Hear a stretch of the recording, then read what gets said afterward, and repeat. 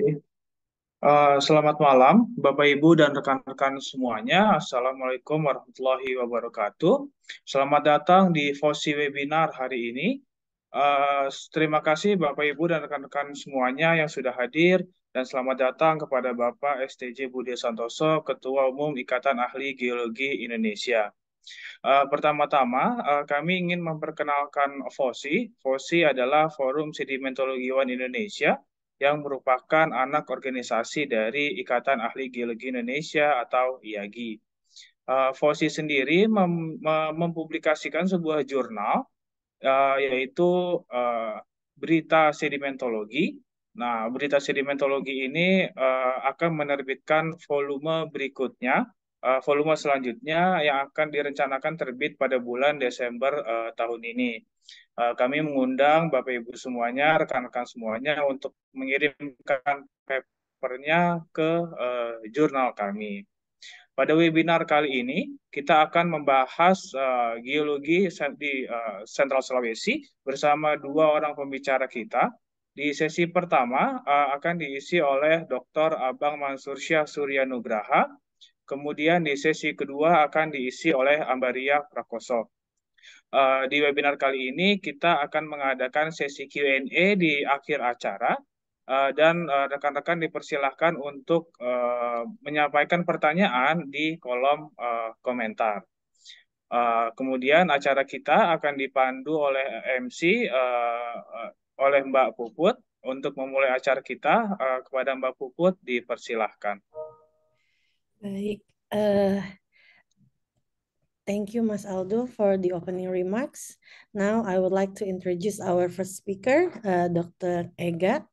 Dr. Ega is a researcher in geology with various exposure in sedimentology, tectonic, and currently study the paleoenvironment reconstruction and coastal evolutions of tropical coastal system in observatory in Singapore. He got his bachelor degree from ITB, master degrees from Royal Holloway, and doctoral degrees in Royal Holloway. He has done postgraduate research, several projects, and extensive publications in Sulawesi, and the top-tier journal publisher. So, without any further ado, to Mas Ega, the time is yours.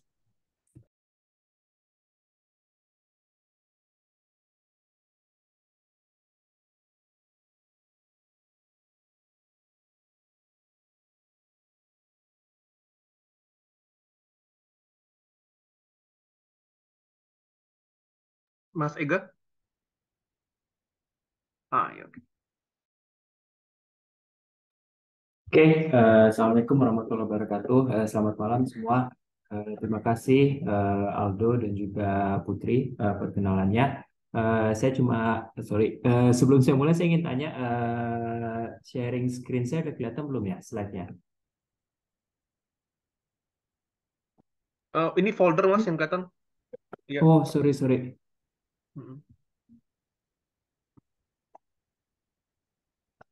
Nah, mantap. Sip. Ya. Oke, udah kelihatan ya. Oke, selamat malam semuanya. Terima kasih sebelumnya untuk panitia yang sudah mengundang dan juga menyiapkan acara. Eh, Selamat malam, terutama untuk Pak Budi selaku Ketua IAGI dan juga teman-teman semua yang sudah menyempatkan hadir untuk talk kita malam ini. Sesuai dengan tema kita malam ini, saya secara khusus akan lebih detail membahas tentang depresi Poso atau cekungan Poso yang dulunya merupakan Paleo Sea Channel. Kemudian selanjutnya akan membahas paleogeografi dan juga sedimentasinya. Jadi ini penelitian lanjutan dari S3 saya yang membahas tentang paleogeografi Sulawesi secara umum seperti yang terlihat di slide. Namun nanti beberapa hal menarik yang nanti kita bisa bahas lebih lanjut terkait dengan tema umum talk kali ini, yaitu implikasinya terhadap biogeografi dan juga hydrocarbon exploration ataupun studies.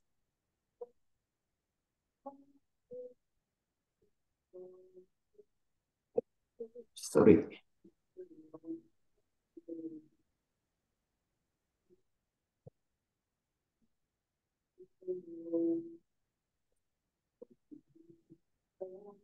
Oke, mengapa Sulawesi menarik? Kalau kita lihat Sulawesi secara umum dari peta DIM dan juga batimetri, kondisinya ini cukup rumit. Kalau secara geologi kita lihat banyak dipotong oleh sesar-sesar, baik sesar geser, sesar naik, maupun sebenarnya banyak juga sesar normal yang terdapat di cekungan-cekungan Sulawesi. Hal ini disebabkan oleh beberapa hal. Yang pertama adalah pertemuan dari 3 major tectonic plates, di mana Philippine Sea Plate di bagian utara, kemudian ada Indian Australian Plate di bagian selatan, kemudian di bagian barat itu ada Eurasia, dan di bagian timur ada Caroline Plate.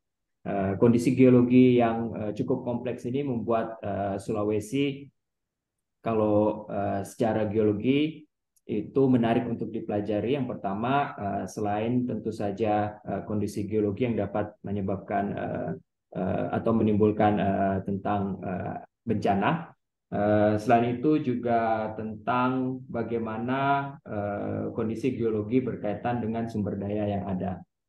Nah, kalau secara detail lagi di geologi kita mengenal bahwa Sulawesi itu juga menjadi pertemuan antara Sundaland dan Gondwanaland. Jadi Sundaland itu seperti kita lihat di ini, Sundaland itu dulunya pada saat last glacial maximum berupa daratan, tapi sekarang menjadi laut dangkal. Kemudian Gondwanaland itu merupakan bagian dari Australia, jadi termasuk Sulawesi dan juga Papua merupakan asalnya berasal dari pecahan benua Australia ataupun Gondwanaland. Nah, kondisi yang unik ini membuat peneliti-peneliti asing. Jadi sebelum berkembangnya konsep tectonic plate, dikenal dulu ada Wallace Line. Jadi Wallace Line ini sendiri meneliti tentang fauna antara Asia yang berada di Sundaland dan juga Australia yang berada di bagian timur Indonesia. Nah, dalam catatannya Wallace juga menjelaskan bahwa kondisi fauna yang unik ini salah satu penyebab ataupun kontrolnya adalah kondisi geologi di Wallacea atau sekarang disebut dengan Pulau Sulawesi. Ini mungkin sudah sering berkali-kali kita lihat bahwa kondisi geologi yang unik ini disebabkan oleh adanya tektonik lempeng. Jadi apa itu tektonik lempeng? Tektonik lempeng adalah pergerakan blok-blok antara kontinental dan juga kerak blok ataupun kerak kontinen dengan kerak samudra. Jadi kalau kita lihat secara detail bagaimana perkembangan Sulawesi khususnya ataupun Indonesia Timur pada umumnya itu dalam skala waktu geologi itu bermula kurang lebih sekitar 30 juta tahun yang lalu. Oke. Nah, sekarang kita lihat yang disebut bagian dari Gondwanaland itu adalah yang berwarna merah. Ini sebelum Sulawesi terbentuk, sedangkan bagian barat Sulawesi saat itu sudah menjadi bagian Sundaland. Ini sekitar 19 ataupun 18 juta tahun lalu terjadi tabrakan atau kolisi antara bagian barat Sulawesi dengan bagian timur yang merupakan dulunya bagian dari Gondwana atau yang disebut dengan Sulaspur. Nah, selanjutnya perkembangan Sulawesi ataupun Indonesia Timur itu menjadi kunci. Karena apa? Karena kalau saya bilang perkembangan Sulawesi itu sendiri adalah asal mula ataupun awal dari perkembangan Sulawesi Timur. Jadi kolisi yang terjadi sekitar 20 atau 18 juta tahun yang lalu, early Miocene dalam skala waktu geologi. Kemudian di sini sekitar 15 juta tahun yang lalu, di sini ada yang disebut dengan subduction rollback yang menyebabkan terbentuknya kerak-kerak samudra yang umurnya itu relatively sangat muda, sekitar 8 hingga 5 juta tahun yang lalu, atau yang biasa kita lihat dengan North Bandasi ataupun South Bandasi. Nah, kembali lagi ke Sulawesi, kalau kita lihat secara umum bahwa blok ataupun terrain ataupun kerak-kerak yang pecah ini tidak serta-merta menunjukkan lingkungan pengendapan daratan maupun lautan. Jadi warna-warna yang diberikan ini lebih menunjukkan karakteristik batuan dasarnya. Jadi yang kuning ini adalah bagian dari Eurasia, kemudian merah ini adalah kerak kontinen bagian Gondwana, yang hijau tua ini adalah kerak samudra yang berumur Jurassic. Kemudian biru ini adalah kerak samudra yang lebih muda, hijau tua di sini adalah Island Arc dan juga Ophiolitic. Nah, ini menjadi hal yang sangat penting untuk kita sepakati bersama bahwa rekonstruksi tektonik lempeng ini tidak menunjukkan kondisi geografi daratan maupun lautan. Nah, jadi kondisi daratan atau lautan itu direpresentasikan oleh apa? Itu nanti akan kita pelajari dalam paleogeografi. Itu hal ini juga menjadi sangat penting karena apa? Nanti selain untuk mengetahui perkembangan ataupun endemisme hewan maupun tumbuhan maupun migrasi dari manusia, tapi juga kalau dalam oil and gas kita dapat mengetahui bagaimana cekungan dan juga pengangkatan itu terjadi. Oke. Nah, ini adalah diagram summary sederhana mengenai kondisi tektono-chronostratigraphic chart dari Sulawesi. Jadi Sulawesi di sini seperti yang tadi kita lihat, saya tidak akan membahas umur-umur yang lebih tua. Jadi di sini adalah juta tahun yang lalu angkanya. Tapi yang penting adalah tadi sejak 30 juta tahun yang lalu ada beberapa batuan-batuan penting yang di Sulawesi, yaitu di sini magmatisme batuan beku, metamorfisme batuan metamorfik, kemudian ada ophiolite, kemudian ada proses sedimentasi umum yang terjadi. Jadi sekitar 30 juta tahun lalu kalau kita lihat itu sangat kompleks. Tapi hal yang penting di sini adalah adanya beberapa batuan metamorf yang berasosiasi dengan subduksi. Jadi kalau kita lihat tadi polisinya itu berasosiasi dengan subduksi purba. BS ini adalah skis biru atau blue sis yang ditemukan di beberapa batuan metamorfik, termasuk ada juga garnet peridotite yang berasosiasi dengan subduksi purba di Sulawesi. Nah, hal yang penting lainnya lagi yang sebelumnya sudah saya bahas di daerah timur Sulawesi, di lengan tenggara dan juga lengan timur, itu bahwa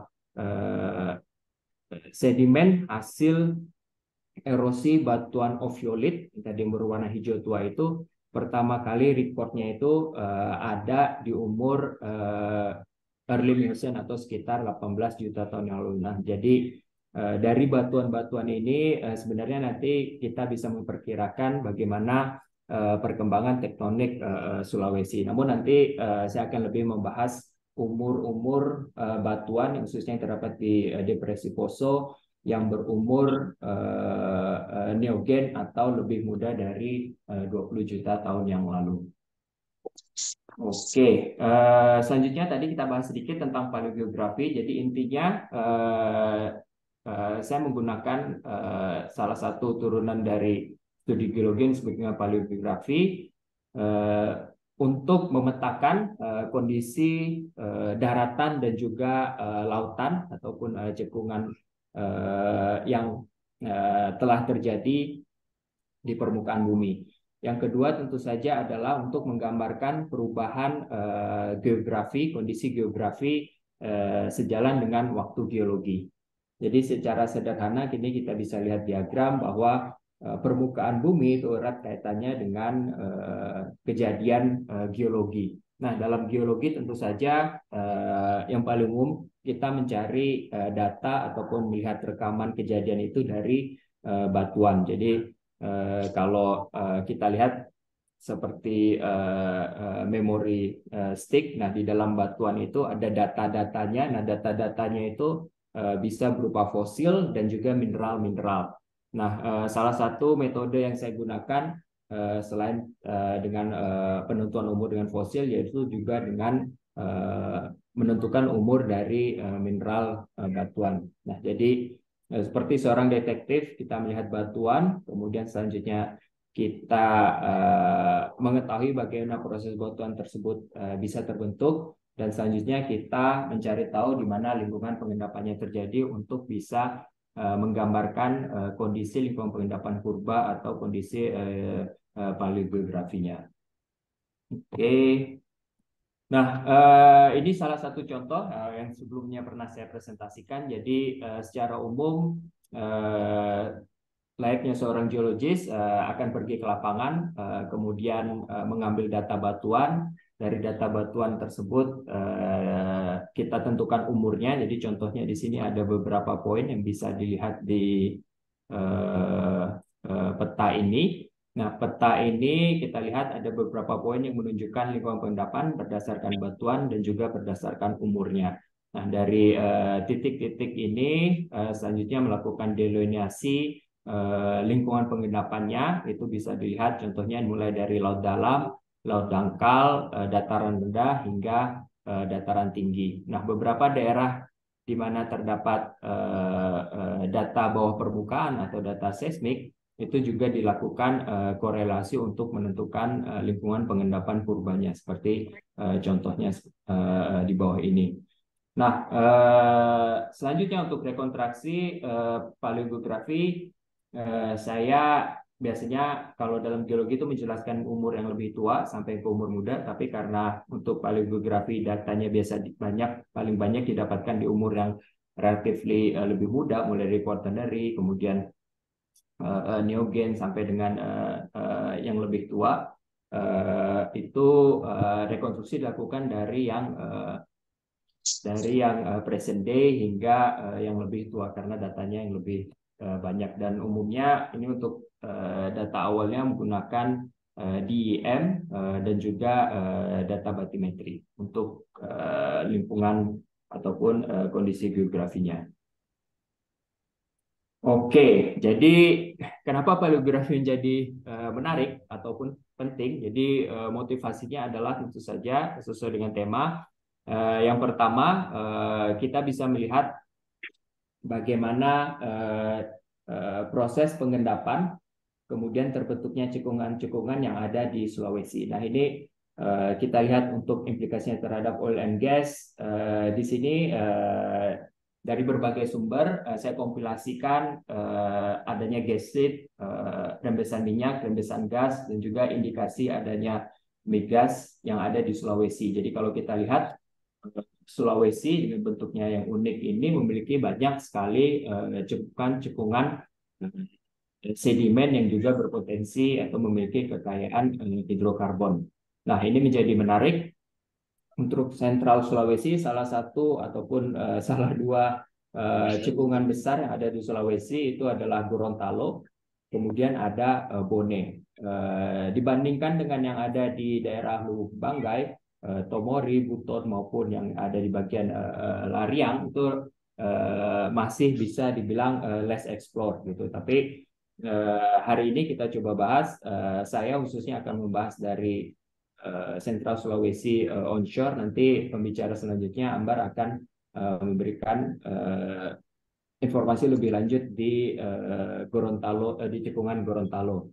Nah, untuk biogeografi, jadi Sulawesi itu terkenal salah satu hotspot endemisme fauna khususnya yang sangat penting gitu. Jadi, nah saya juga pernah melakukan penelitian dengan biogeografer berdasarkan peta paleogeografi yang direkonstruksi dari data geologi menunjukkan adanya korelasi antara spesiasi atau penyebaran hewan dan juga endemisme yang ada di Sulawesi. Jadi kalau kita lihat bentuk K yang seperti sekarang ini, dulunya ternyata itu merupakan bagian dari pulau-pulau kecil yang terpisah. Nah, itu jelas jadi salah satu faktor.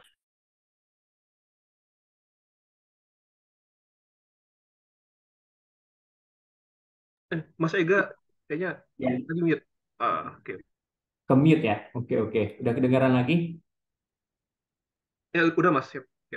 Oke, nah kalau kita lihat tadi sudah saya sampaikan mengapa Sentral Sulawesi khususnya Gorontalo dan juga Bone menjadi menarik karena salah dua cekungan sedimen ini bisa dibilang memiliki ketebalan cukup signifikan. Itu bisa dilihat sebenarnya di sini di bagian Gorontalo maupun khususnya Bone. dibandingkan dengan cekungan yang sudah berproduksi, misalnya di Buton ataupun yang ada di Banggai. Di sini Bone memiliki ketebalan yang cukup signifikan, bahkan sampai 6.000 gitu. Termasuk juga ini sekitar di Gorontalo. Jadi ini menjadi menarik. Kenapa? Karena untuk eksplorasi migas tentunya dua cekungan ini belum terlalu dieksplorasi. Nah, salah satu faktor utamanya adalah disebutkan bahwa tidak adanya source rock. Nah, nanti akan saya bahas dalam slide-slide selanjutnya. Nah, ini salah satu faktor utama adalah source rock. Tadi saya bilang juga bahwa ini salah satu dua cekungan besar yang ada di Sulawesi, Gorontalo dan Bone. Nah, kalau kita lihat secara umum bahwa source rock yang terbaik memang kita tahu ada di Lapustrin, tapi beberapa cekungan-cekungan sedimen besar menghasilkan migas. Ini contohnya ada Persian Gulf, Western Siberia, North Sea Basin, Mid Atlantic. Itu semuanya adalah marine source rock. Dan yang menariknya lagi, kalau dalam paleogeografinya itu merupakan suatu gulf ataupun suatu teluk ataupun suatu strait gitu yang mendukung terbentuknya batuan induk di cekungan-cekungan tersebut. Nah, studi ini menjadi menarik karena apa? Bahwa nanti dalam perkembangan paleografinya bahwa Gorontalo dan juga Bone ini pernah bersatu membentuk suatu strait, dan juga dalam perkembangannya itu juga terdapat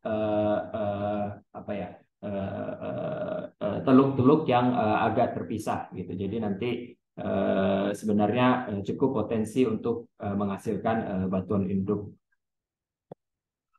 Nah, sekarang kita masuk ke detailnya. Menjadi salah satu alasan kenapa saya tertarik untuk membahas tentang cekungan Poso. Jadi pertama, selain untuk implikasi migas, yang kedua adalah untuk biogeografi. Sekarang itu merupakan suatu jembatan darat yang menghubungkan antara bagian barat dan juga bagian timur Sulawesi. Namun dalam perkembangannya bahwa cekungan Poso ini dulunya adalah laut yang menghubungkan antara Gorontalo di utara dan juga Bone Bay di selatan. Untuk detailnya nanti bisa di scan aja di sini salah satu paper yang baru saja publish tahun ini untuk mengetahui lebih lanjut atau lebih detail tentang penelitian di depresi ataupun di cekungan Poso ini sendiri. Jadi kembali lagi, sebenarnya studi yang saya lakukan di lapangan adalah studi dasar geologi. Yang menarik seperti biasa ada pemetaan, pengumpulan data lapangan, kemudian mengambil sampel. Namun yang paling penting di sini adalah kita mencari ide bagaimana hal tersebut ataupun geologi ini menjadi penting untuk diketahui oleh banyak orang. Oke. Nah, jadi secara umum di depresi Poso atau di cekungan Poso ini kita punya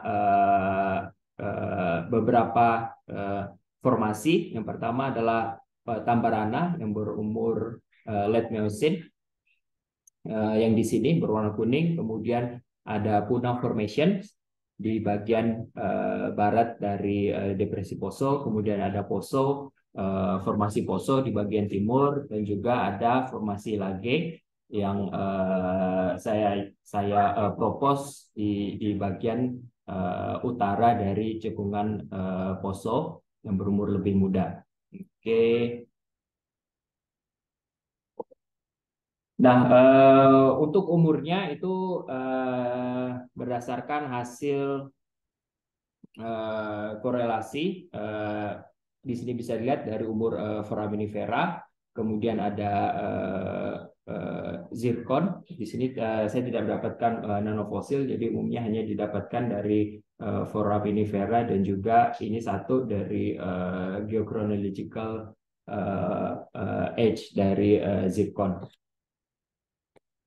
Oke, jadi formasi Puna yang di bagian barat secara umum itu dapat dibagi menjadi 3 asosiasi fasies. Jadi asosiasi fasies yang pertama ini yang di bagian timur didominasi oleh konglomerat dan juga Pebbly Sandstone, menunjukkan beberapa asosiasi fasies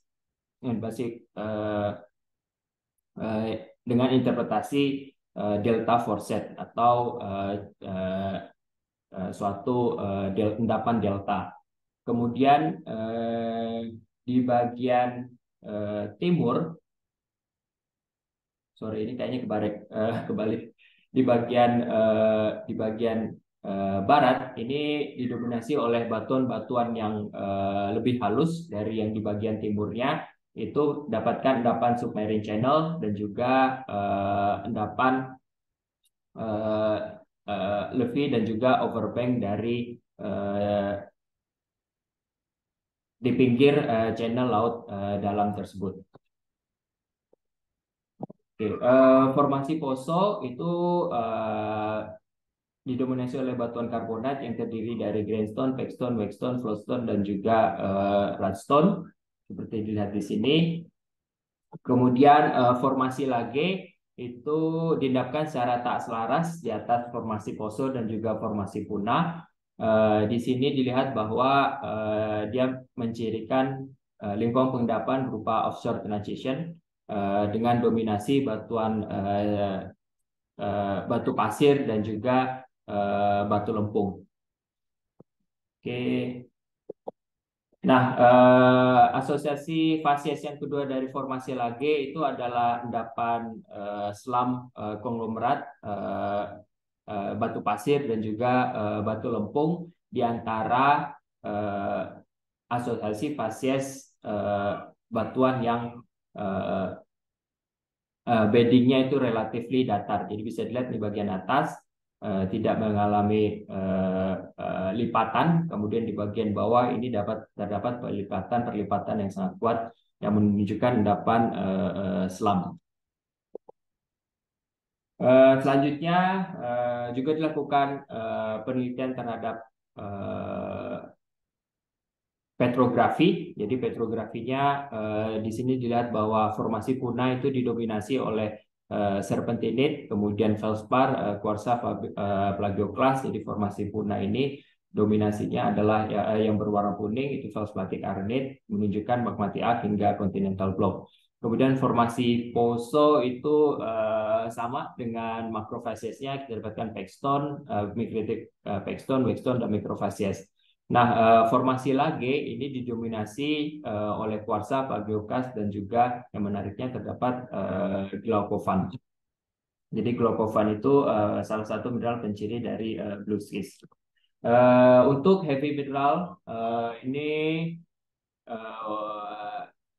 diambil sampel dari Puna, bagian timur Puna, bagian barat formasi Puna, dan juga dari formasi Lage. Jadi yang paling penting di sini kita lihat adalah warnanya hijau, orange, dan pink. Gitu. Jadi kalau yang hijau ini adalah kumpulan dari mineral-mineral menunjukkan source ultramafic dan mafic seperti pyroxene, serpentin, dan juga chrome spinel. Selanjutnya kalau yang orange itu kemungkinan source-nya itu berupa batuan beku ataupun metasedimen dengan mineral-mineral zircon, tourmaline, biotite, apatite, dan hornblende. Nah, untuk metamorfik ini macam-macam, ada lawsonite, glaucophan, garnet, dan lain sebagainya. Tapi yang menarik di sini adalah bahwa kita lihat dari Puna ke Lage itu terdapat perbedaan ataupun ada source baru saat formasi Lage ini diendapkan. Jadi source barunya itu berupa asid ataupun metasedimen rocks pada saat formasi Lage ini diendapkan. Nah, yang paling pentingnya lagi adalah pada mineralnya. Jadi di sumber batu metamorfiknya itu khusus formasi Lage itu didapatkan glaucophan dan lawsonite yang mencirikan mineral yang berasal dari schist biru, atau yang tadi disebutkan bahwa schist biru itu merupakan batu metamorfik yang berkorelasi dengan subduksi purba yang ada di Sulawesi. Seperti itu. Oke. Nah, selanjutnya ini zircon geokronologinya. Zircon paling banyak didapatkan di formasi Lage Yang paling penting di sini adalah bahwa kita dapatkan beberapa peak yang menunjukkan sumber ataupun recycle mineral yang terakhir ataupun yang akhirnya diendapkan di formasi lage. Kita dapatkan permo-triasik, kemudian kita dapatkan batuan proterozoik juga. Jadi mineral-mineral yang berumur sangat tua ini sekitar 200 hingga yang proterozoik hingga 1500 juta tahun yang lalu itu menunjukkan sumber yang kemungkinan masih berasosiasi dengan Gondwana Land yang tadi sudah disebutkan atau diceritakan di awal. Nah, yang selanjutnya adalah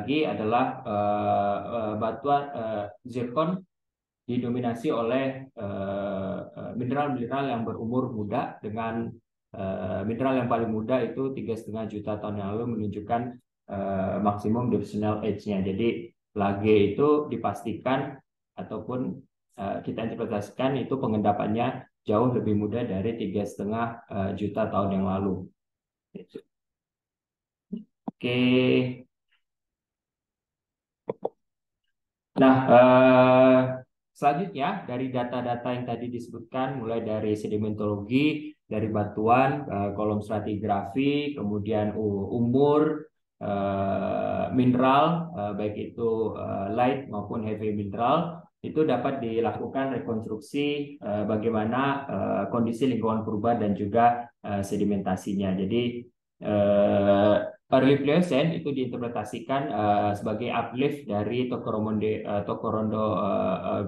Tokorondo yang ada di bagian barat dan juga dimulainya subsidence ataupun penurunan di cekungan Poso. Nah, ini diinterpretasikan dari endapan Puna di mana kita dapatkan submarine channels dan juga Levy ataupun overbank facies, sedangkan deltanya itu berasal dari bagian timur seperti yang data batuan yang sudah kita dapatkan ataupun hasil logging yang didapatkan di bagian timur sentral Sulawesi.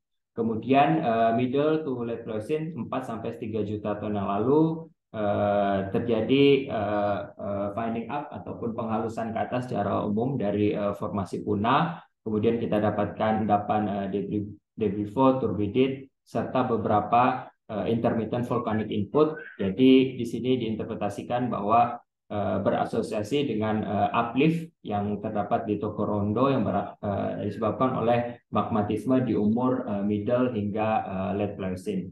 Nah, di umur Pliocene ini juga disebabkan karbonat dari formasi Poso, terutama di bagian timur dari cekungan Poso di hanging wall basinnya. Kemudian selanjutnya di umur Pleistocene terjadi ekshumasi yang sangat cepat dari Pompangiosis kompleks. Kompleks ini dicirikan dengan terdapatnya meningkatnya batuan metamorfik di lage dan juga terdapatnya mineral seperti glaucophan yang mencirikan bluesis ataupun skis biru yang sekarang diendapkan di formasi lage. Jadi Pompangiosis kompleks yang di bagian timur itu pengangkatannya itu relatively lebih muda sejak sekitar 2 juta tahun yang lalu. Oke, jadi di sini kita lihat bahwa sekitar sejak 5 hingga 1 juta tahun yang lalu bagian tengah Sulawesi itu masih menjadi laut, mulai dari laut dalam hingga pada saat Pleistocene itu sekarang menjadi laut dangkal. Nah, kalau kita lihat secara umum daratan di Sulawesi pada saat early Pliocene ataupun itu masih lebih sedikit atau terdiri dari pulau-pulau kecil didominasi oleh laut dangkal, tengahnya laut dalam, namun selanjutnya pada perkembangannya sekitar Pleistocene baru terbentuk daratan yang jauh lebih besar tapi juga masih dipisahkan oleh laut. Nah, ini contoh implikasinya untuk biogeografi. Ini yang tadi saya sebutkan, salah satu studi yang menjelaskan bagaimana diversifikasi dari anoa dan juga babi rusa yang ada di Sulawesi ini dapat dijelaskan dengan perkembangan terbentuknya jembatan darat ataupun menyatunya daratan-daratan yang ada di Sulawesi. Jadi sebutkan bahwa common ancestor-nya itu sekitar 2 juta hingga 1 juta tahun lalu. Jadi sebelum 2 juta hingga 1 juta tahun lalu itu daratan masih sangat-sangat jauh lebih sedikit atau lebih kecil areanya dibandingkan dengan 2 juta hingga 1 juta tahun yang lalu di Sulawesi. Contoh lainnya lagi adalah diversifikasi ikan Adrianetidae. Jadi di ikan perkembangannya kelompok-kelompokkan menjadi daerah-daerah kecil yang kalau kita lihat secara umum itu sesuai dengan bagaimana perkembangan daratan yang ada di Sulawesi. Nah, ini juga sama. Jadi dispersar dari tarsier ini diinterpretasikan itu 1 juta atau kurang dari 1 juta tahun lalu. Karena apa? Ini contohnya misalnya dari selatan Sulawesi, karena hingga 1 juta tahun yang lalu setidaknya di area Danau Tempe itu masih berupa selat laut dangkal. Nah, ini juga sama, kurang lebih sama seperti tarsier. Jadi perkembangan dari dwarf elephants itu sekitar berumur, kalau kita lihat Pliocene hingga Pleistosen, ini kita lihat bahwa selatan Sulawesi itu berupa masih terus menjadi pulau yang terisolasi hingga setidaknya pada saat kurang dari 1 juta tahun yang lalu atau setelah Late Middle Miocene baru bersatu dengan daerah bagian Sulawesi lainnya. Oke, nah ini contoh ilustrasi poso depresi yang merupakan semi-enclosed basin. Ini sekitar 15 hingga 8 juta tahun yang lalu, bahwa bagian tengah Sulawesi itu berupa cekungan yang relatively tertutup. Nah, kondisi yang seperti ini tentu saja favorable untuk preservasi dari organic matter. Nah, jadi kalau kita lihat beberapa interpretasi kita dapatkan source rock itu bisa terdapat kemungkinan di lower Miocene ataupun perkiraannya di middle Miocene. Nah, saya sempat melakukan penelitian untuk mencari kemungkinan potensi batuan induk di daerah tersebut di Sentral Sulawesi. Ini kira-kira hasil geokimianya secara umum dari 20 batuan sedimen yang paling baik didapatkan adalah fair, itu 0,5 hingga 1% source rocks. Tapi kalau kita lihat perkembangan geologinya bahwa dibandingkan dengan Gorontalo maupun Bone, Sentral Sulawesi khususnya atau cekungan Poso ini terjadi pengangkatan di umur Pliocene. Tapi kalau di cekungan lainnya itu terus mengalami subsidence hingga sekarang. Jadi kita harapkan di cekungan yang lebih dalam, contohnya misalnya di Bone Basin itu harusnya lebih matang gitu. Jadi contohnya kalau kita lihat tadi di awal ketebalan sedimen itu cukup signifikan di Bone. Ini juga dari data bawah permukaan bahwa depth to top basement di cekungan Bone itu juga cukup signifikan hingga 8 milisecond. Gitu. Jadi kita harapkan potensinya itu oil and gas itu lebih mature di cekungan Bone. Oke, ini ilustrasi sketsa perkembangan cekungan Bone hingga sekarang berupa extensional asymmetric basin, sama seperti yang kita lihat di cekungan Poso di Sentral Sulawesi. Jadi kesimpulannya, dengan paleogeografi itu kita dapat meneliti kondisi geografi yang tentu saja akan membantu kita untuk mengetahui resources maupun bagaimana kita menjelaskan perkembangan flora dan fauna.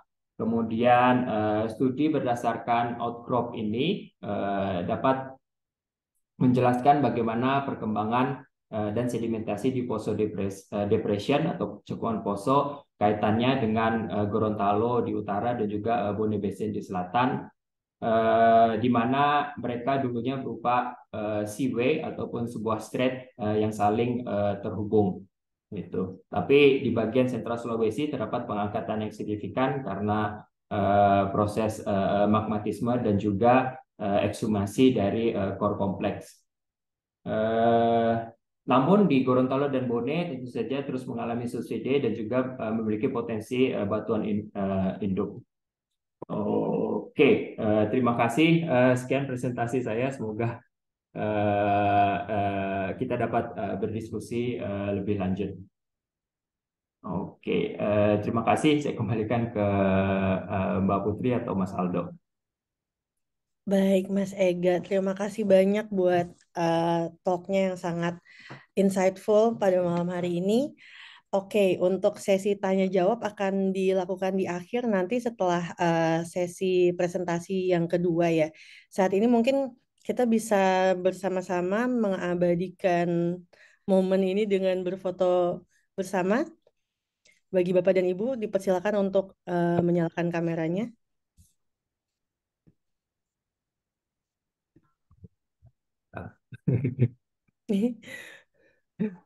Sebentar, ini saya coba untuk Bang Riki mungkin boleh minta tolong bantu untuk take picture-nya. Soalnya di sini di layar saya kayak nggak bisa. Mungkin Indonesia bisa nggak ya? Aku soalnya juga nggak bisa. Iya, aduh, mohon maaf banget nih. Atau Aldo, bisa nggak Aldo?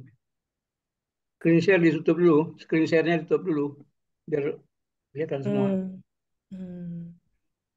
Gimana ya? Sebentar. Stop dulu ya. Ya, screen share-nya tutup dulu. Oke. Oke. Oke, silakan dihidupkan kameranya. Berarti dari Mas Aldo ya? Oke, siap. Oke Mas, makasih banyak.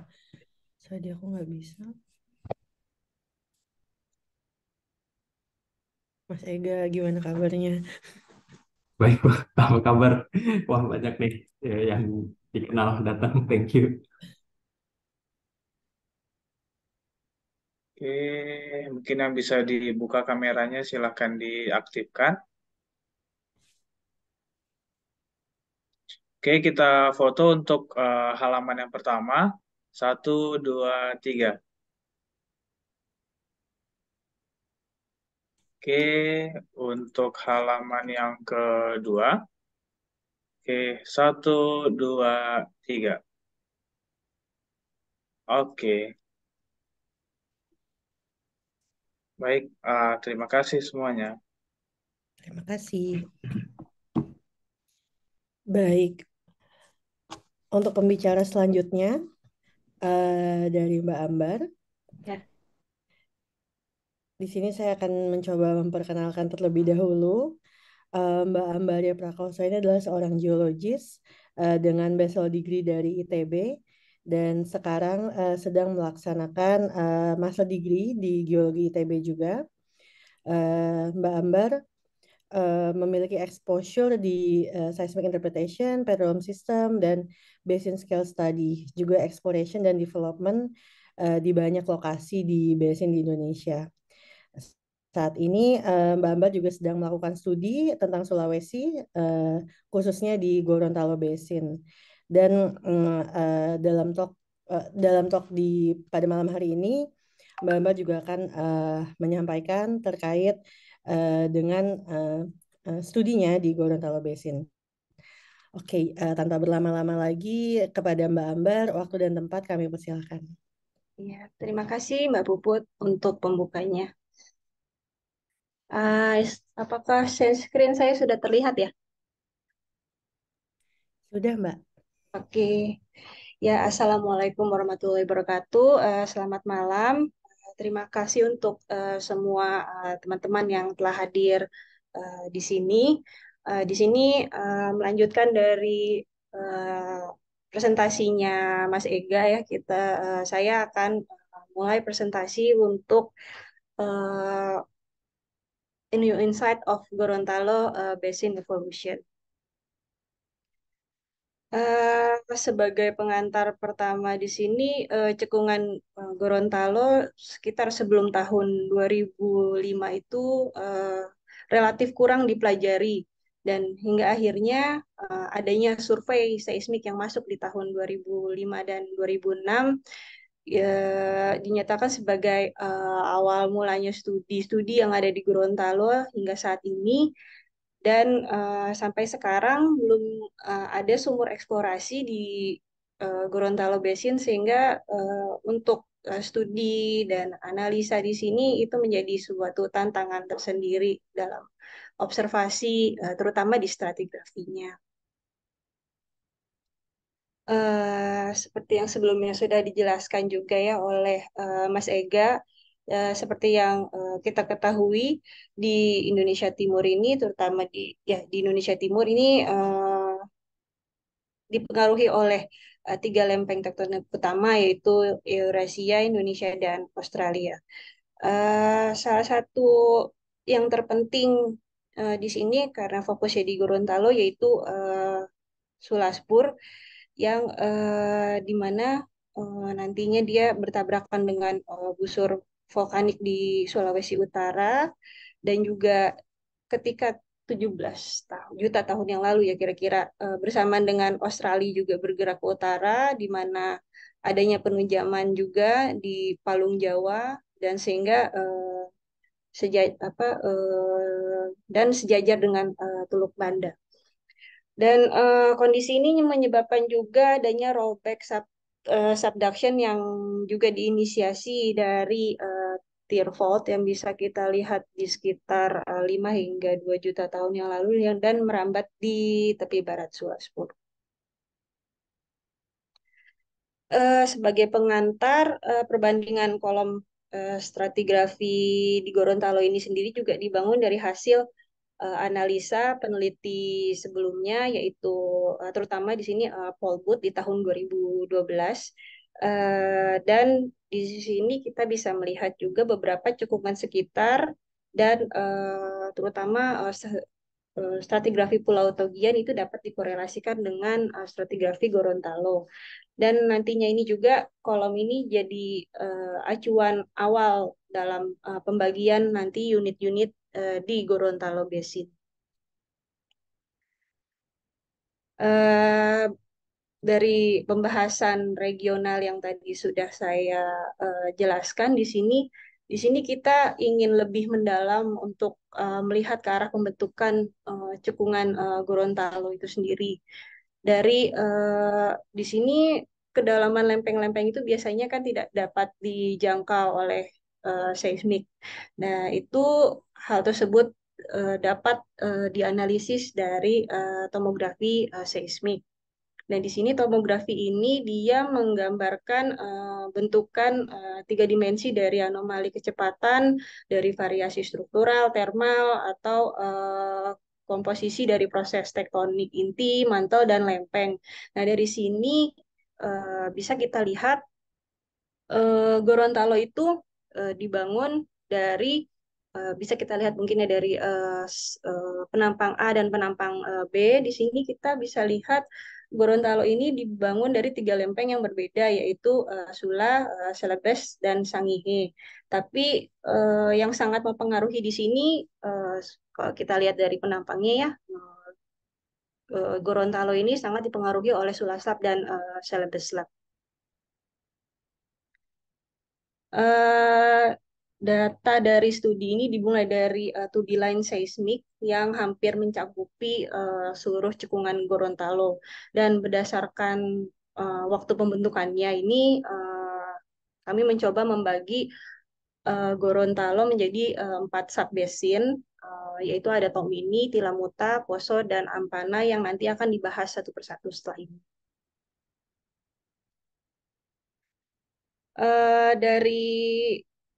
Dari sini untuk model yang mendekati pembentukan cekungan Gorontalo itu sendiri itu adalah konsep dynamic hinge yang mungkin bisa kita lihat dari Skerlat et al. Tahun 2003, Ya, di sini kita mencoba mensimulasikan perkembangan pembentukan Gorontalo Basin yang dihubungkan dengan beberapa studi literatur.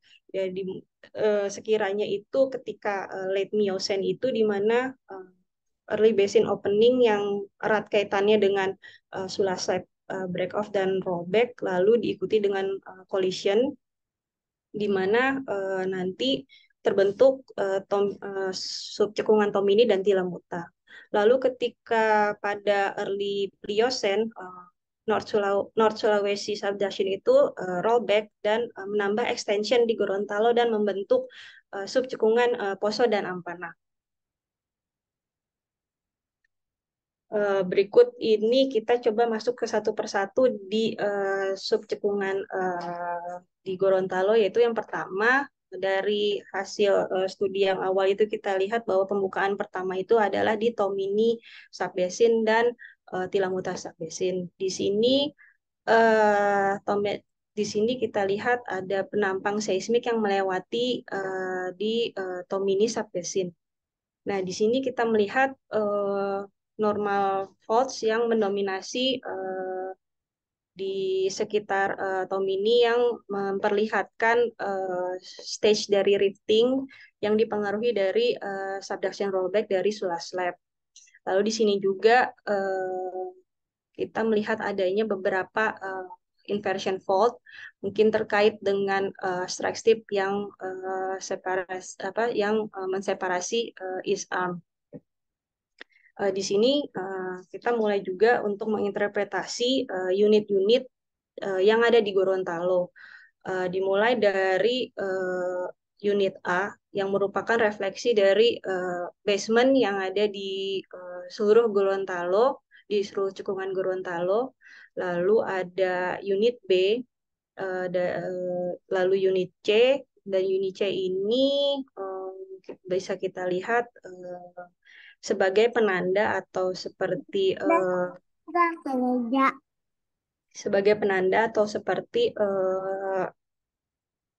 sequence boundary di mana membatasi dari kejadian tektonik yang ada di Gorontalo.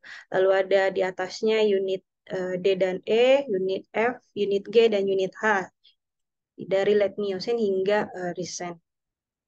Lalu kita masuk ke sebelah timur dari cekungan Tomini, yaitu Tilamuta Subbasin.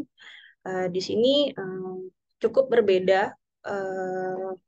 Kita lihat dari seismic sectionnya. Profil yang berbeda ini sekiranya mungkin bisa dipengaruhi dari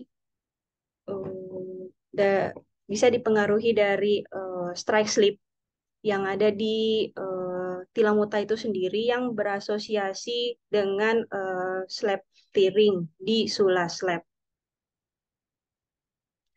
Lalu dalam pembentukan kedua sekitar early Pliocene, kita coba masuk ke dalam Poso Subbasin.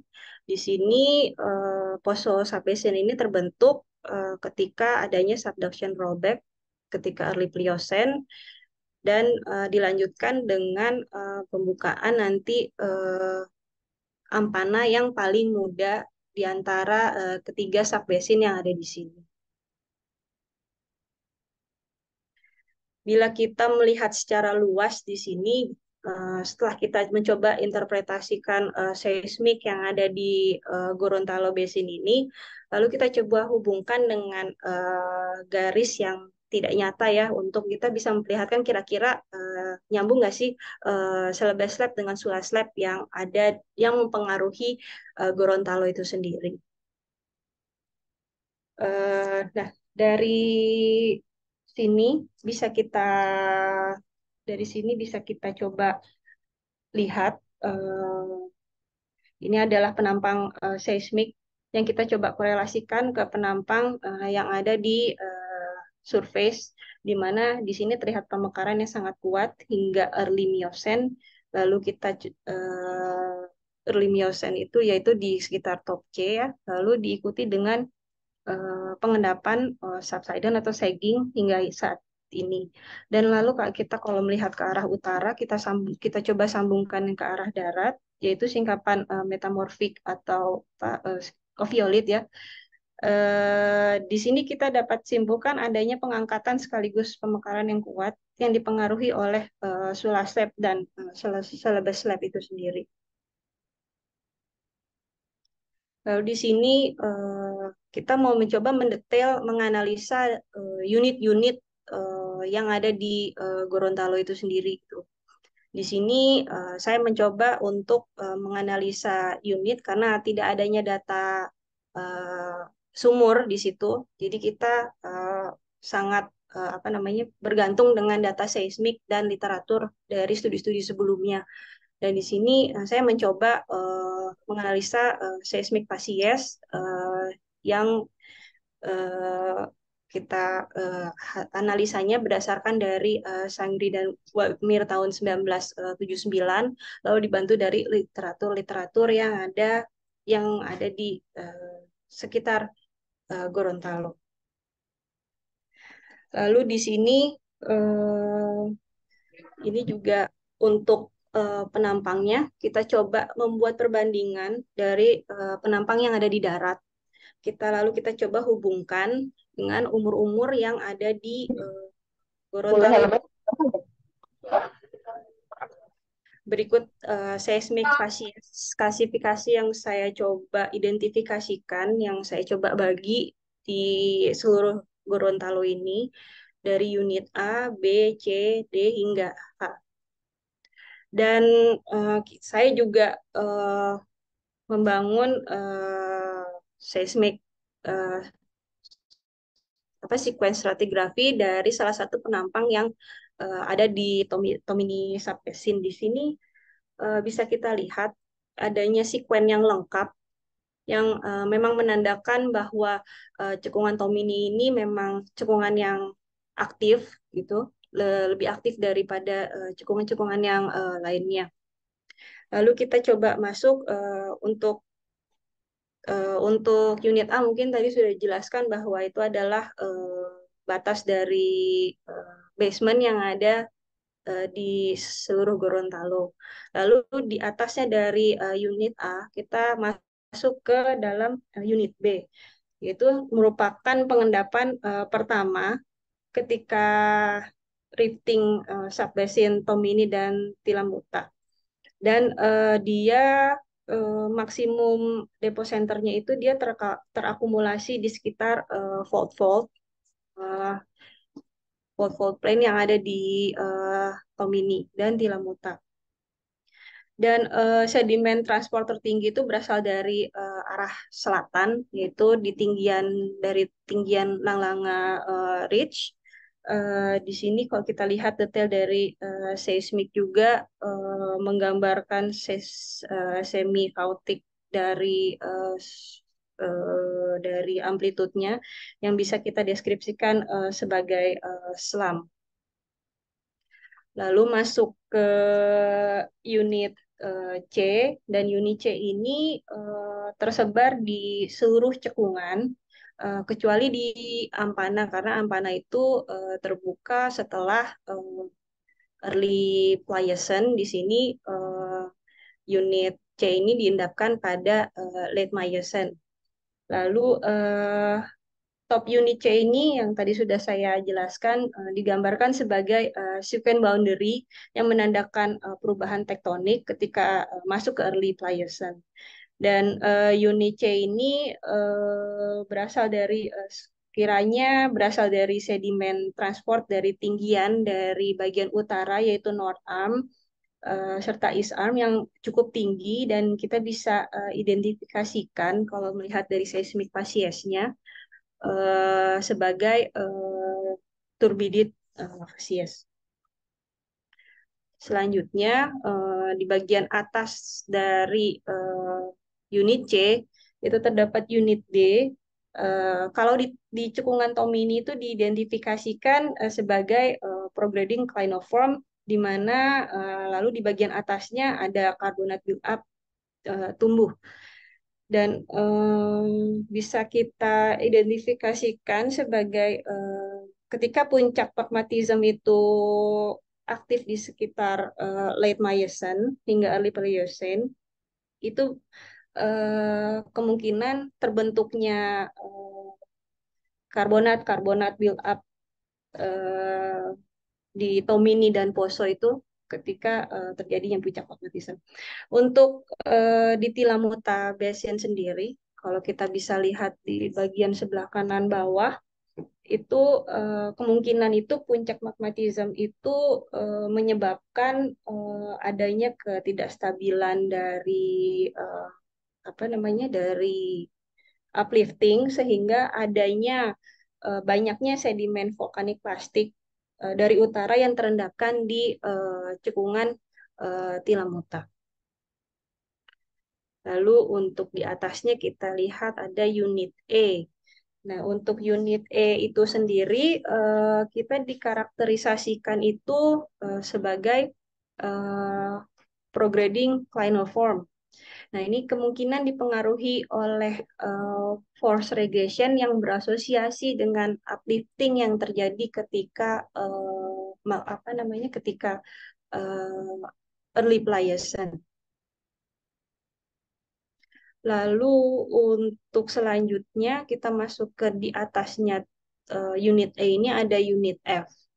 Nah, unit F ini bisa kita interpretasikan kemungkinan adanya si level high atau si level yang mulai naik yang membuat adanya banyak bentukan backstepping dari unit di uh, di unit F ini. Dan lalu untuk di atasnya lagi ada unit G. Nah, unit G ini kita interpretasikan juga mirip dengan unit F yang tadi. Ketika si level masih naik terus dan rifting pun juga tetap terjadi di pembukaan di Poso maupun di Ampana.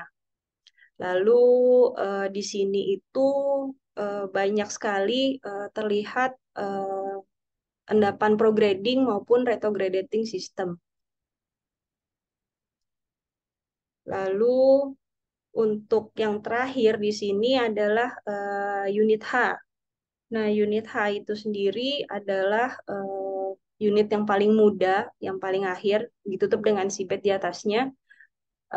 Dilihat dari bentukan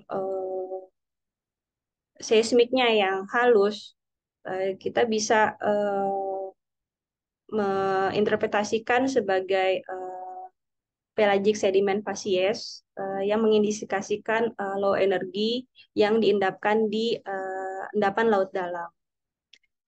Di beberapa area di Tomini dan Tilamuta itu kita juga bisa melihat channel system yang kita bisa interpretasikan dari seismic facies, yaitu bisa mengindikasikan channel compact system yang mengerosi bagian bawah dari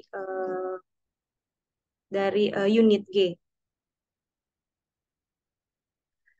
Dan masuk ke sini sebenarnya untuk potensi hidrokarbon di Gorontalo Basin ini masih sangat minim dianalisa, terutama karena keterbatasan data yang ada ya. Dan yang pernah dilakukan itu yaitu ALF atau yang dinamakan Airborne Laser Fluorescence yang pertama kali dikonduk oleh Pertamina di tahun 1991. Dia melakukan survei di Gorontalo Basin dan ALF ini dapat mendeteksi low concentration hydrocarbon ship yang ada di permukaan laut. Dan di sini ditemukan adanya hydrocarbon ship di permukaan laut di sekitar Teluk Tomini. Mungkin bisa kita lihat di titik-titik di sini adalah tempat terindikasikannya adanya hydrocarbon ship. Jika kita lihat dari salah satu line yang ada di sini terlihat ada beberapa mounded. Kita masih belum tahu karena kita juga belum ada bukti yang lebih mendalam tentang hal ini gitu. Kalau dari seismik saja kita mungkin bisa melihat apakah ya adanya apa namanya adanya ship hydrocarbon yang keluar dari sedimen mounds atau karbonat yang tertrap di dalam karbonat ini. Lalu untuk studi selanjutnya itu pernah dilakukan analisa gas ship di Tanjung Api. Nah, di Tanjung Api sendiri itu ada gas seepage di daerah sekitar pantainya, itu mungkin bisa lihat lokasinya. Tanjung Api adalah di sekitar sini, di titik merah ini. Lalu dari hasil analisa itu untuk gas ship Tanjung Api itu dia memiliki karakter abiogenik yang apa namanya yang di karakteristik sebagai chimera flame dengan komposisi yang sebagai berikut CH4, O2, N2, dan H2. Eh, Masuk ke kesimpulan, sebenarnya apa namanya ini adalah bagian dari penelitian saya masih terus berlanjut. Di sini saya cuma dapat menyimpulkan dari hasil interpretasi ini yang baru ini, ya dapat diharapkan untuk kita bisa lebih paham, lebih baik kita lebih memahami dengan lebih baik korelasi antara stratigrafi, struktur di Gorontalo dan sekitarnya. Dan di sini kita juga bisa melihat dari bukti-bukti yang ada, seperti tadi tomografi, dari hasil interpretasi juga gitu. Gorontalo ini sangat dipengaruhi oleh tumbukan lempeng Sula dan Sula slab dan Celebes slab, yang di sini mengakibatkan terjadinya rifting terus-terusan. Uh, jadi dan mengiringi juga terbentuknya sub-sub cekungan yang ada di Gorontalo. Demikian presentasi dari saya. Mudah-mudahan bisa bermanfaat untuk kita-kita semua. Terima kasih. Saya kembalikan ke moderator, Mbak Puput. Baik. Untuk talk-nya yang sangat insightful. Kemudian bagi Bapak Ibu dipersilakan jika ada diskusi atau pertanyaan kepada Mas Ega dan Mbak Ambar, kami persilakan.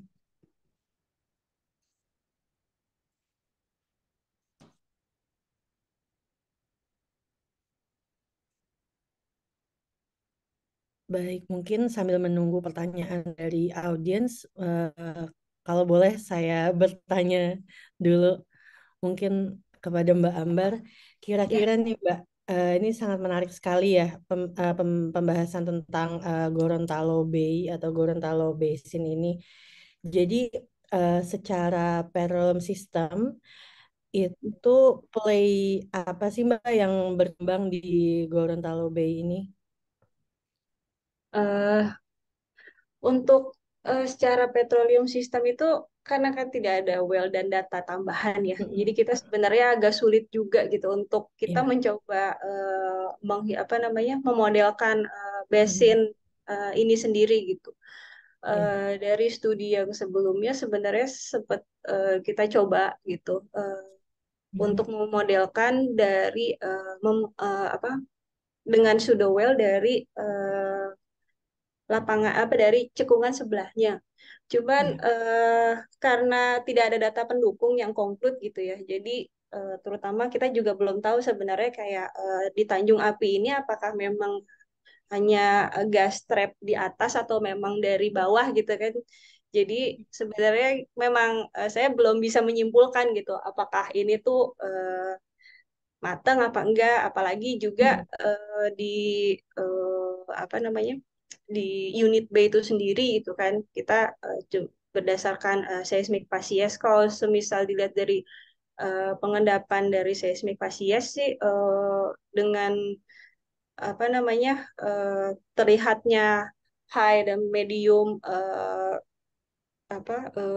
amplitude yang bisa dicirikan sebagai slam dan sebagainya, sepertinya agak susah untuk adanya apa namanya mungkin shale atau apa di bawahnya gitu, Mbak Puput. Sekiranya seperti itu sih dari saya. Baik, Mbak, terima kasih untuk Ya. jawabannya. Bagaimana dari Bapak Ibu, apa ada pertanyaan atau Saya diskusi? boleh nanya kira-kira? Oke. Oh, Silakan, ada ya. Mas Riki. Ya, ini pertanyaan juga untuk mungkin untuk Mbak Ambar sama Mas Ega kali ya. Karena saya Ricky, Mbak. Ya, Eh, Mbak tadi boleh ditunjukin nggak Mbak seismik yang tadi Mbak kalau boleh? Yang oke, sebentar sih coba share screen. iya, mungkin sambil sambil menunggu mungkin rekan-rekan kalau ada pertanyaan bisa langsung aja ya. Mungkin. Iya. Itu Mbak boleh Mbak yang itu ya, yang Ya, nomor 8 ya. Sorry. Oh, oke. BTW Mbak boleh tahu nggak Mbak ini siapa siapa yang syuting seismiknya Mbak ya? Kalau boleh tahu ini bagus banget ya seismiknya Mbak ya. Setahu saya sih yang tahun 2006 Fugro ya. Ini dari Fugro nih, tahun 2006 kalau nggak Oh, salah ya. oke. Hmm, oke Mbak. Hmm. Enggak sih Mbak, saya penasaran aja. Itu kayak ada karbonat gitu Mbak ya di atas Ya, ininya. betul betul. Sebenarnya ini kita sebenarnya sempat mau mencoba menganalisa gitu.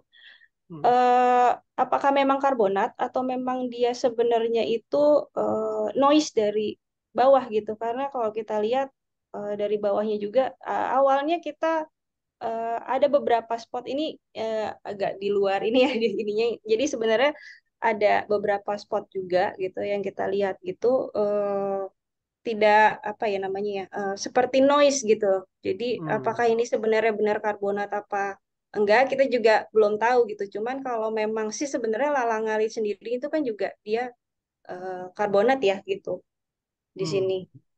Cuman sekarang kondisinya sudah di laut dalam kan gitu. Dan pas terbentuknya di atas ini juga gitu, apakah memang masih apa namanya mungkin karbonat yang akhirnya sudah mati gitu karena kan ini ada pengangkatan dari sini ya dari Iya, lalang betul. ini sendiri gitu. Dan kita lihat juga sebenarnya di unit H ini juga udah pengendapan laut dalam gitu. Ya, itu seperti pengangkatannya gede banget ya Mbak ya. Gede Ya banget ya. betul. Heeh. Tapi kayak iya ya, gede banget sepertinya ya. Betul. Menarik, menarik juga sih Mbak. Iya. Kalau dari karakteristik basinnya itu kira-kira di sekitar Sulawesi itu paling mirip dengan apa Mbak ya ini ya? Kira-kira Mbak ya. Yang paling Bone sih sekiranya ya untuk kayak opening riftingnya itu mirip-mirip dengan Bone sebenarnya. oh, oke oke. Sip. Mungkin Ega bisa lebih menjelaskan lagi. Iya. Sip, oke Mbak. Makasih Oke, Mbak. Makasih. oke Ya, ya. makasih. Mungkin Mas Ega mau melanjutkan atau gimana? Iya, boleh kalau ada komen dari Mas Ega. Thank you, Mbak. Ya, Ya, oke. Jadi kalau dari regional eh, tadi saya singgung juga sedikit di awal bahwa perkembangannya itu mulai dari early Miocene, bagian tengah Sulawesi, Central Sulawesi, termasuk di eh, Gorontalo maupun di Bone di selatannya itu bisa dibilang dia eh, awal terbentuknya atau satu region awal terbentuknya di waktu yang sama. Jadi kalau dari dulu studi yang dilakukan juga saat KPJM, jadi kita melakukan rekonstruksi tektonik bahwa secara umum Sulawesi itu eh, saya bilangnya sorry izin saya share screen sebentar ya. oke ya, saya stop screen. Jadi ini peta rekonstruksi tektonik eh, yang ingin saya buat. Jadi kalau dari data-data yang ada itu khususnya bawah permukaan, jadi Sentral Sulawesi itu mulai dari Gorontalo hingga ke Poso hingga ke selatan itu secara umum karakteristiknya itu adalah ekstensional basin gitu. Nah, relatifnya sama perkembangan Sulawesi itu di bagian pinggir-pinggirnya atau outer ringnya itu saya sebut sebagai kontraksional peripheral. Nah, di antaranya itu lagi-lagi dari data seismik dan juga dari data onshore permukaan itu terpotong-potong oleh stratigraphic zones gitu. Jadi kalau lihat secara regional perkembangannya ini balik lagi kalau dari rekonstruksi tektonik adanya subduction rollback di bagian timur atau yang berasosiasi tadi sebelumnya dengan stretching dari yang mengakibatkan salah satunya Banda Oceanic Basin. Nah, hal ini juga mempengaruhi Sulawesi. Jadi dari diskusi regional juga bersama Ambar tadi kita melihat ada saya sebutkan sebagai hinge tektonik di mana structure fault ini berkembang sebagai transfer zone. Nah, selain walaupun kita dapat gantung tractional di periferalnya, tapi dari data geologi permukaan kita dapatkan beberapa metamorfik core kompleks termasuk juga magmatisme yang berasosiasi dengan stretching dari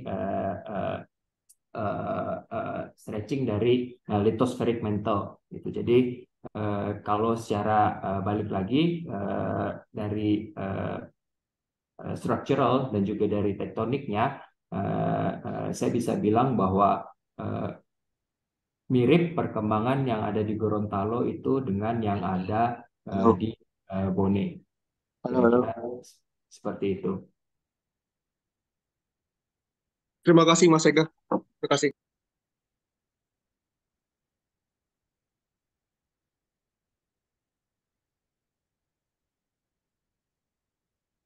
Oke, kayaknya ada pertanyaan dari Vicky di kolom chat.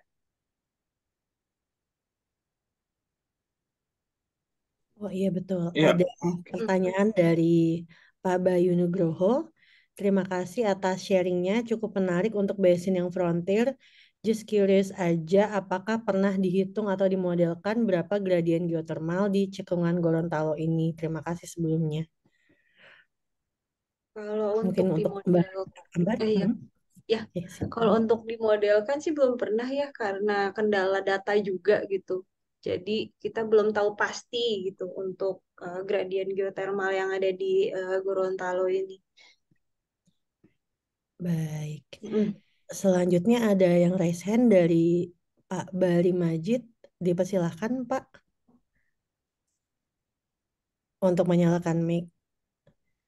Baik, eh, selamat malam. Terima kasih banyak atas kesempatannya, Mbak Cahya Gempita. Saya punya sedikit pertanyaan dan komentar ke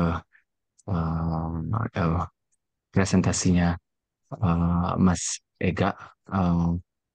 Punten, saya hanya curious, Mas Ega. Jadi, eh, despite dari umur sosrok yang kita propose gitu misalkan di Sulawesi kita ada Lower Miocene ataupun Pre-Tertiary sosrok dari mikrokontinen. Saya cuman keris kalau untuk tipe deformasinya eh, tipe deformasi cekungan di Kenozoik terutama di bagian Sulawesi Tenggara itu apakah ada kaitannya sama proses mantle exhumation di bagian Poso eh,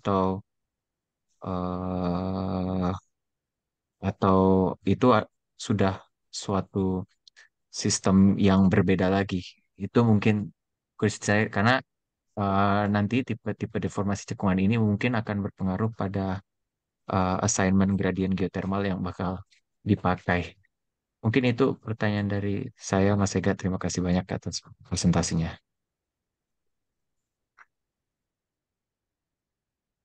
Oke, thank you, Bari.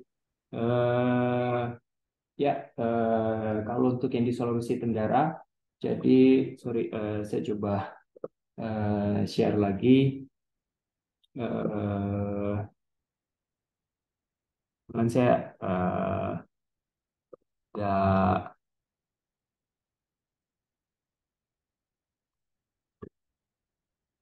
datanya. Jadi kalau yang warna sorry,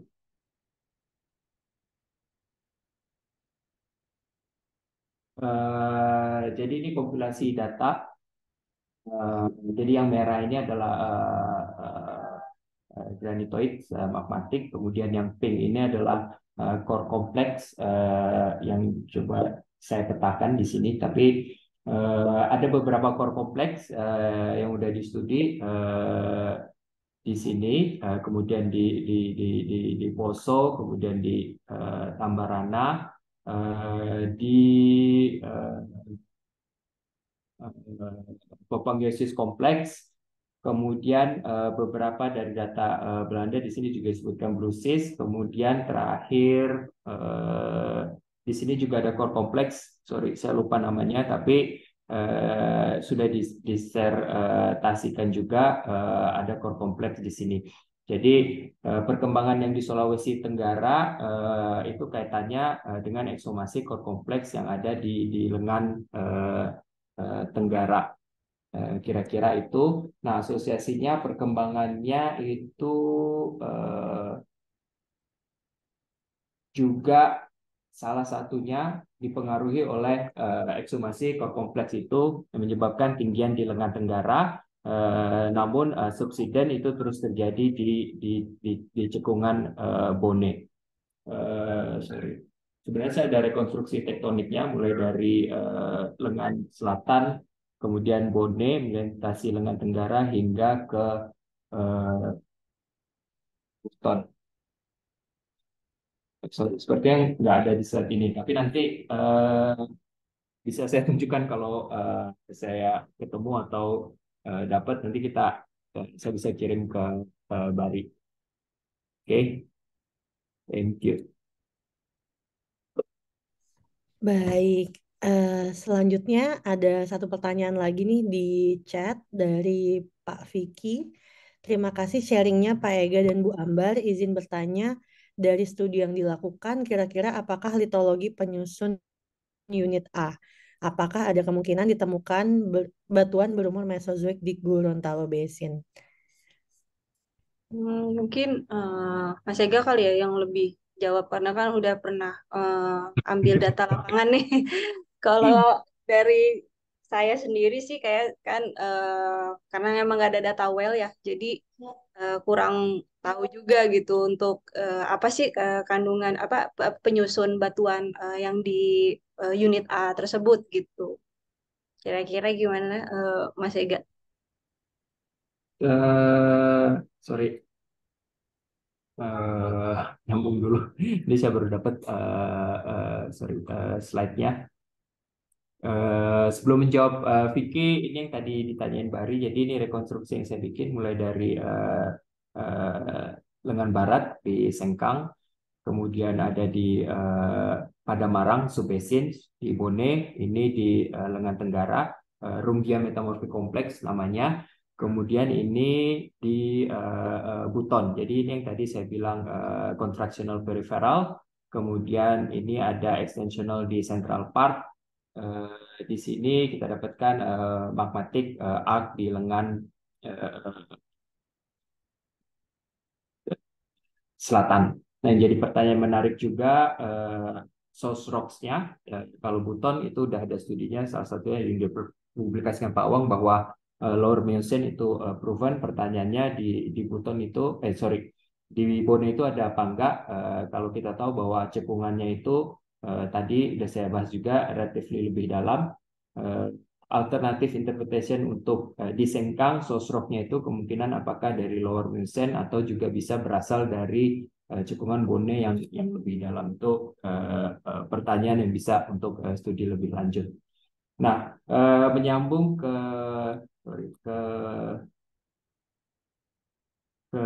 Vicky, saya nggak punya stratigrafi regionalnya, ada di Ambar. Sorry Mbak, coba di-share yang stratigrafi regional.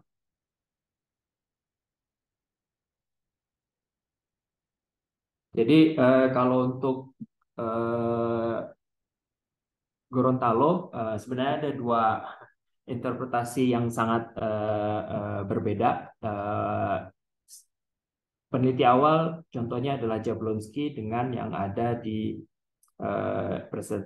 papernya di IPA, kemudian satu lagi adalah Paul Booth gitu. Jadi kalau di Jablonski itu kemungkinan kita dapatkan ada pratersier, tapi kalau yang untuk Paul Booth itu kita presentasikan bahwa dia adalah bagian dari Neogen gitu. Nah, untuk pastinya kita nggak tahu karena nggak ada umur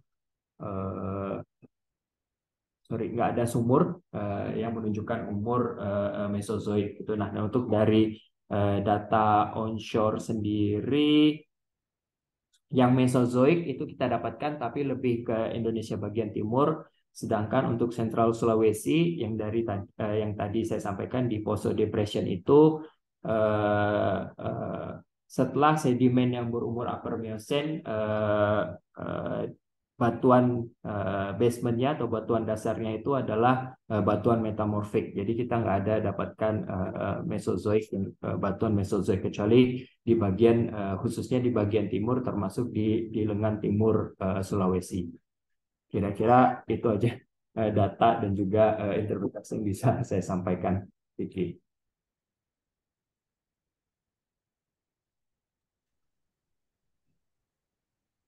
Baik, terima kasih Mas Ega dan para audiens untuk diskusinya pada malam hari ini. Mungkin jika tidak ada pertanyaan atau diskusi lanjut, saya kembalikan kepada Mas Aldo untuk menyampaikan closing remarks. Terima kasih. Oke, baik. Terima kasih Mbak Puput. Terima kasih untuk Mas Ega dan Mbak Ambar untuk pemaparan di malam hari ini. Dari diskusi kita, pemaparan Mas Ega dan Mbak Ambar, pertama di sesi Mas Ega, begitu kita melihat bagaimana cekungan Poso berkembang ya secara paleogeografi dari sebuah sea channel yang menghubungkan antara cekungan Bone dengan cekungan Gorontalo, kemudian berubah begitu ya menjadi sebuah land bridge yang menghubungkan antara Sulawesi Barat, Tengah dan Timur.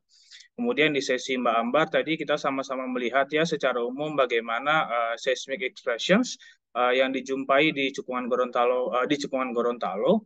Kemudian kita tadi juga sama-sama melihat bahwa memang cekungan Gorontalo ini berkembang sebagai cekungan yang continuously subsiding begitu.